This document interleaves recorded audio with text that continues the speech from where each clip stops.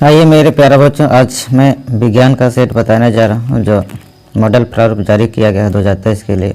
और ये परीक्षा की दृष्टि से महत्वपूर्ण है और ये आउट ऑफ सिलेबस नहीं है, जो भी है ये बुक से ही लिया गया है। इसलिए आज हम लोग इसके बारे में डिस्कसिंग करेंगे और पढ़ेंगे और देखेंगे क्या क्या दिया हुआ है।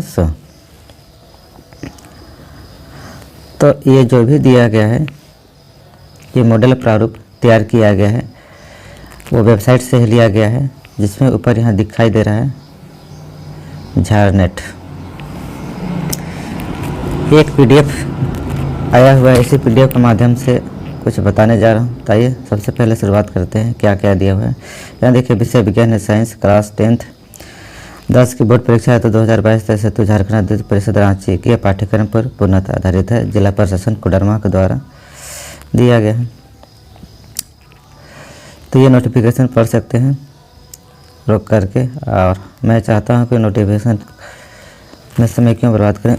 आते हैं सवाल पे। क्या करें, निम्न में से कौन सा पदार्थ लेंस बनाने के लिए प्रयोग नहीं किया जा सकता है। तो लेंस बनाने के लिए हम लोग किसको प्रयोग नहीं कर सकते हैं, इसके बारे में डिस्कसिंग करने वाले हैं।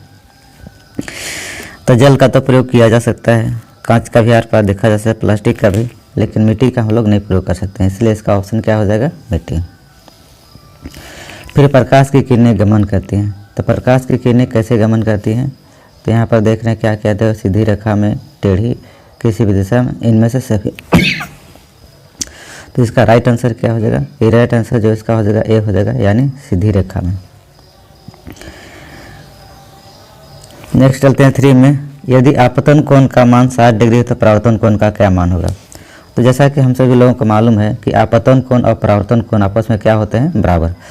तो यदि यहाँ पर देख रहे हैं कि आपतन कोण का मान 60 डिग्री है तो परावर्तन कोण का मान भी कितना हो जाएगा, 60 डिग्री। इसका राइट आंसर क्या हो जाएगा, बी। इसी तरह से देखते हैं, पानी में अंशतः डूबी हुई पेंसिल टेढ़ी प्रतीत होती है। तो टेढ़ी प्रतीत होने का कारण क्या है, तो टेढ़ी प्रतीत होने का कारण जो है प्रकाश का अपवर्तन के कारण होता है। जिसमें यहाँ ऑप्शन दिया हुआ है, क्या क्या दिया हुआ है, प्रकाश के अपवर्तन के कारण, परावर्तन के कारण, प्रकाश के कारण या उपयुक्त सभी। तो इसमें जो होता है, ये प्रकाश के अपवर्तन के कारण जो होता है टेढ़ी दिखाई देता है। कोई भी चीज़ हम लोग अगर पानी में रखेंगे तो डूबी हुई प्रतीत होगी और टेढ़ी प्रतीत होती है। नेक्स्ट चलते हैं, किसी माध्यम के अपवर्तनांक का मान होता है तो इसका अपवर्तनांक का मान कितना होता है। तो इसका आंसर जो होता है यहाँ पर दिया हुआ है, क्या क्या दिया हुआ है, sin i/r दिया हुआ है ए में, बी में है sin r/i, sin i into ix। तो यहाँ पर जो भी ये विकल्प दो दिया हुआ है ये गलत है। इसका सही आंसर क्या हो जाएगा, ए, यानी sin i/sin r। निर्वात में प्रकाश की चाल कितनी होती है। तो हम सभी लोगों को पता होनी चाहिए कि निर्वात प्रकाश की चाल जो होती है वह 3 × 10⁸ मीटर प्रति सेकंड होती है। तो कहाँ पर 3 × 8 मीटर प्रति सेकंड है, तो यहाँ पर देख पा रहे हैं कि यहाँ पर ए में जो है 3 × 8 मीटर प्रति सेकंड है। तो इसका राइट आंसर क्या हो जाएगा, इसका राइट आंसर जो होगा ये होगा। मानव नेत्र अभिनेत्र लेंस की फोकस दूरी को समायोजित करके विभिन्न दूरियों पर रखी वस्तुओं को फोकसित कर सकता है। ऐसा हो पाने का क्या कारण है, इसका कारण क्या है, समंजन क्षमता। क्योंकि समंजन क्षमता क्या है, नेत्र लेंस की वह क्षमता जिसके कारण फोकस दूरी अपने आप बदलती रहती है, उसे हम लोग क्या कहते हैं, समंजन क्षमता। तो यहाँ पर जो दिया हुआ है इसके अकॉर्डिंग हम लोग देखते हैं तो ये दीर्घ दृष्टि दिया है, जो रंग है, निकट दृष्टि है, समंजन क्षमता है और जरा दृष्टि दोष है। तो इसका राइट आंसर क्या होगा, इसका राइट आंसर जो होगा समंजन क्षमता होगा। यानी नेत्र लेंस की वह क्षमता जिसके कारण फोकस दूरी अपने आप बदलती रहती है, उसको क्या बोलते हैं, समंजन क्षमता।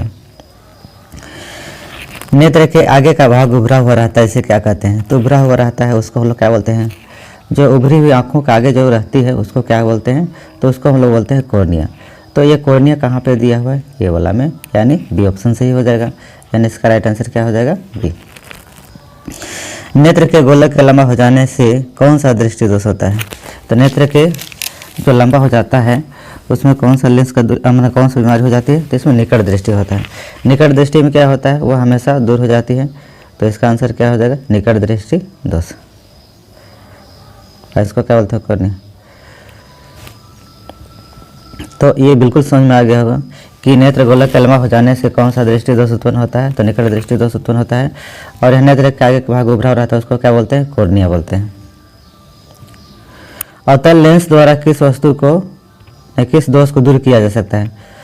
अवतल लेंस द्वारा किस दृष्टि दोष को दूर किया जा सकता है? तो हम लोग यहाँ पर मानव में जो होता है 3 प्रकार का दोष होता है, निकट दृष्टि दोष, दूर दृष्टि दोष, दरा दृष्टि दोष, और इनमें से कोई नहीं। तो यहाँ पर बोल रहे हैं तो बिल्कुल समझ में आ जाएगा। निकट दृष्टि दोष को जो हम लोग दूर करते हैं वह अवतल लेंस से, और दूर दृष्टि दोष को उत्तल लेंस से, और इसको द्विफोक्सी लेंस से। तो हम लोग इसका राइट आंसर क्या होगा? इसका राइट आंसर जो होगा निकट दृष्टि दोष होगा। यानी निकट दृष्टि दोष को जो है हम लोग अवतल लेंस से दूर किए करते हैं।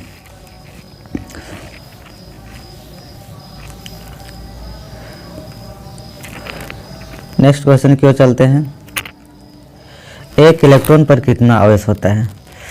तो यहाँ पर जो भी आंसर जो इसका दिया हुआ है, जैसे यहाँ पे है तो यहाँ पर क्या है 1.6 इंटू 10⁻19 कूलम। यहाँ पे दिया है 1.6 इंटू 10⁻−20 कूलम, और यहाँ पर दिया है 16 इंटू 10⁻−18। तो इसमें सबसे राइट आंसर जो होगा ए ऑप्शन हो जाएगा, क्योंकि इसका आंसर होता है थोड़ा सा, इसका राइट आंसर जो होगा यहाँ पे होगा 1.6 इंटू 10⁻−19 कूलम होता है। यानी इसका राइट आंसर यही हो जाएगा ए।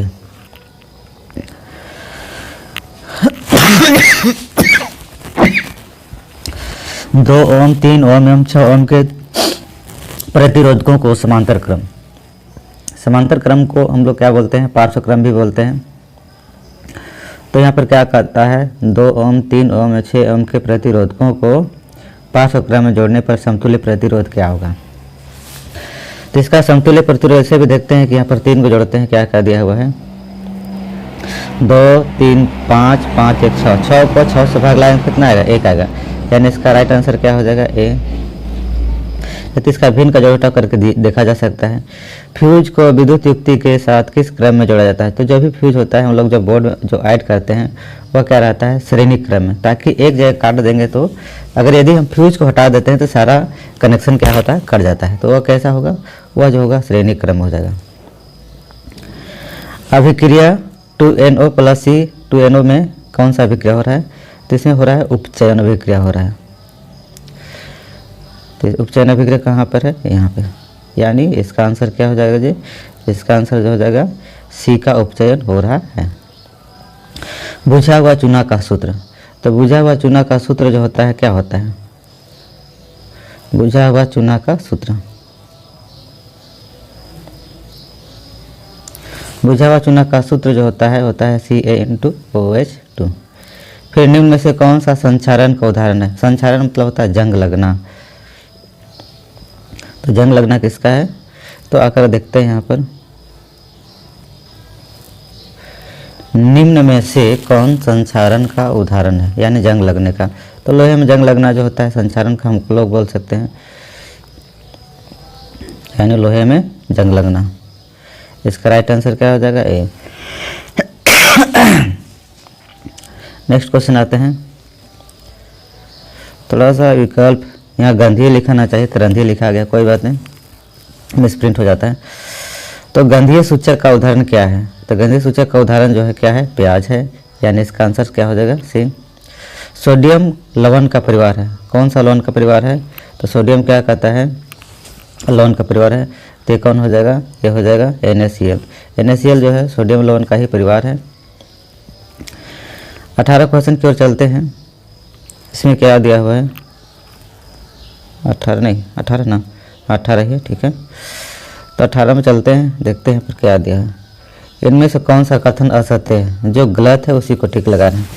टमाटर में ऑक्सैलिक अम्ल पाया जाता है। ये जो बात बोल रहा है टमाटर में ऑक्सैलिक अम्ल ही पाया जाता है, इसलिए राइट हो गया। इमली में साइट्रिक अम्ल पाया जाता है, ये गलत हो गया। क्यों? क्योंकि इमली में जो होता है टार्टरिक अम्ल पाया जाता है। फिर अचार का साबुन बनाने उपयोग होता है, सही बात है। अम्लीय वर्षा का pH मान 5 से 6 से कम होते भी राइट है। तो यहाँ पर जो रॉन्ग आंसर है क्या हो जाएगा? बी। यानी इसका आंसर क्या हो जाएगा? सही बी। एंटासिड का उदाहरण है। एंटासिड इसको हम लोग बोलते हैं मिल्क ऑफ मैग्नीशिया। तो मिल्क ऑफ मैग्नीशिया को हम लोग क्या बोलते हैं? एंटासिड। तो इसलिए इसका राइट आंसर क्या हो जाएगा? ए मिल्क ऑफ मैग्नीशिया। इसमें यह गलत है, ये भी गलत है, भी गलत है, इसका राइट आंसर ये हो जाएगा। कौन सा धातु ऊष्मा का कुचालक है? तो इसमें दोनों हो जाएगा, क्योंकि लेड और मरकरी दोनों जो है क्या है, कुचालक है।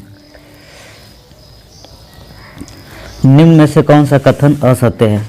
कौन सा कथन असत्य है यानी कौन गलत है, उसी को हमें यहाँ पे टिक लगाना है। आयोडीन चमकीला धातु है, तो ये तो सही बात है कि आयोडीन जो है चमकीला होता है।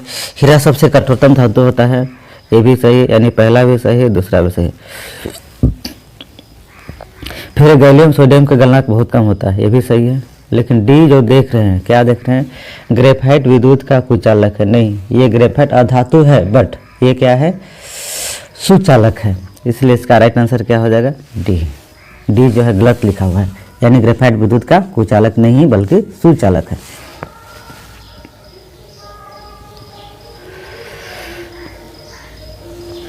तो इसकी ओर आते हैं, इनमें से कौन संबंध अधिक क्रियाशील है? गोल्ड है, आयरन है, सोडियम पोटेशियम। तो सोडियम पोटेशियम दोनों ही अभिक्रियाशील धातु है, क्योंकि इसे वायु में खुला छोड़ देने पर क्या होता है, आग पकड़ लेता है, इसलिए इसको मिट्टी के तेल में डुबा कर रखा जाता है, इसलिए इसका आंसर क्या हो जाएगा, सोडियम। इनमें से कौन सा धातु जल के साथ अभिक्रिया नहीं करती है? तो कॉपर जो होती है वह, सिल्वर जो है वो क्या है, वह अभिक्रिया नहीं करती है। सिनेबार किस धातु का अयस्क है? तो सिनेबार किस धातु का अयस्क है? तो सिनेबार जो है मरकरी अयस्क का जो है अयस्क है। इनमें से कौन सा ऑक्सीकारक का उदाहरण है? तो इसमें से तो मेरे को लगता है क्या है,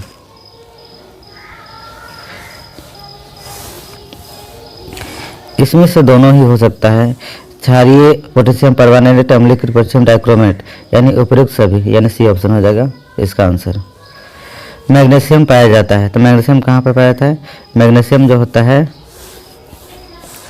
मैग्नीशियम कहाँ पाया जाता है, क्लोरोफिल में, यानी पेड़ पौधों के पत्तियों में जो होता है, पत्ती जो होता है, पत्ती में ही क्लोरोफिल पाया जाता है।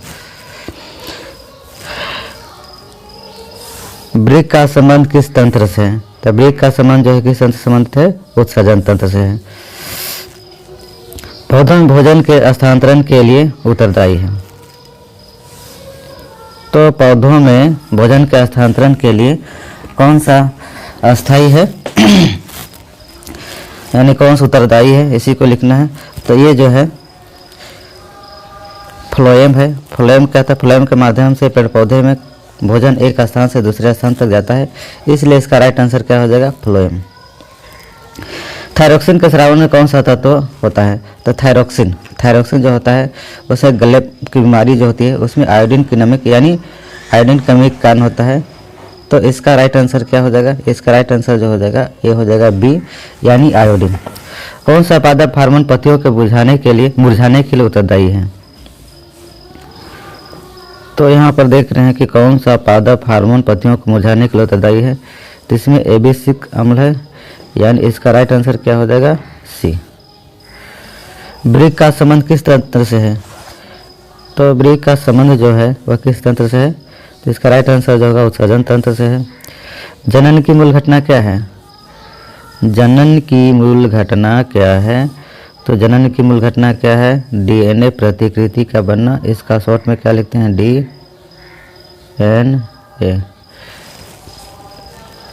डीएनए प्रतिकृति का बनना।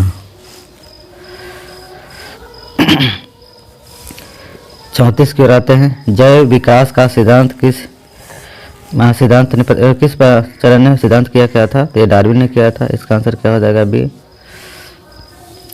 आनुवंशिकता का आधार क्या है? तो आनुवंशिकता का आधार क्या है? आनुवंशिकता का आधार डीएनए प्रतिकृति का बनना। प्राथमिक उपभोक्ता को क्या कहते हैं? प्राथमिक उपभोक्ता को हम लोग क्या बोलते हैं? तो यहाँ पर जो दिया हुआ है प्राथमिक उपभोक्ता को शाकाहारी भी बोलते हैं, क्योंकि वह शाकाहारी आहार ग्रहण करता है। द्वितीय उपभोक्ता को मांसाहारी कहते हैं। तो यहाँ पर हम लोग देख रहे हैं इसका प्राथमिक उपभोक्ता को शाकाहारी भी बोलते हैं, इसलिए इसका आंसर क्या हो जाएगा, शाकाहारी। यानी ये प्रथम पोषीय स्तर में हो जाएगा। द्वितीय पोषीय स्तर में मांसाहारी आता है। इसलिए इसका राइट आंसर क्या हो जाएगा? शाकाहारी। पारितंत्र के अजीव घटक क्या है? पारितंत्र का अजीव घटक क्या है? तो ये तापमान है, वर्षा है, मिट्टी यानी उपयुक्त सभी हो जाएगा, यानी डी ऑप्शन सही हो जाएगा। ओजोन परत को सर्वाधिक प्रभावित करने वाला कारक कौन है? तो ओजोन परत को जो है सर्वाधिक प्रभावित करने वाला कारक जो है वो कौन है? ये CFC है। इसका फुल फॉर्म होता है क्लोरोफ्लोरोकार्बन, इसलिए इसका राइट आंसर क्या हो जाएगा? ए। इनमें से कौन सा कथन या पर्यावरण मित्र के व्यवहार में नहीं है? तो यहाँ पर देखते हैं पहले क्या क्या लिखा हुआ है। क्या कहता है? एक बच्चे का यानी स्कूल मोटरसाइकिल जाना, ये तो पर्यावरण क्षेत्र में नहीं है, यानी इसलिए गलत हो जाएगा। जरूरत नहीं पड़ने पर बिजली बंद कर देना चाहिए, सही बात है। कपड़े के थैले का उपयोग करना, ये भी सही है। इनमें से कोई नहीं, तो इसमें सबसे गलत क्या हो जाएगा? ए, यानी इसका आंसर राइट आंसर जो हो जाएगा ए हो जाएगा। फिर देखते हैं लास्ट क्वेश्चन। चिपको आंदोलन की शुरुआत कब हुई? तो चिपको आंदोलन की शुरुआत कब हुई? 1970 के दशक में। यहाँ पे दिया है 1970, यानी इसका राइट आंसर क्या हो जाएगा? 1970, यानी इसका सही हो जाएगा। तो आज के लिए इतना ही, फिर हम मिलेंगे नेक्स्ट वीडियो में। और ये बहुत ही ऑब्जेक्टिव क्वेश्चन है जो एग्जाम की दृष्टि से कहें या फिर नॉलेज की दृष्टि से कहें, ये सभी विद्यार्थियों के लिए, 10th के विद्यार्थियों के लिए बहुत ही मस्ट इम्पोर्टेंट है। तो देखो और करियर बनाओ, बाकी बात तुम्हारा मर्जी, तुम्हें क्या करना है ये तो तुम्ही को तय करना होगा। मुझे बताना काम है, मैं बता दूंगा। रास्ते पे चलो, तुम्हें मंजिल ज़रूर मिलेगी। चलिए आज के लिए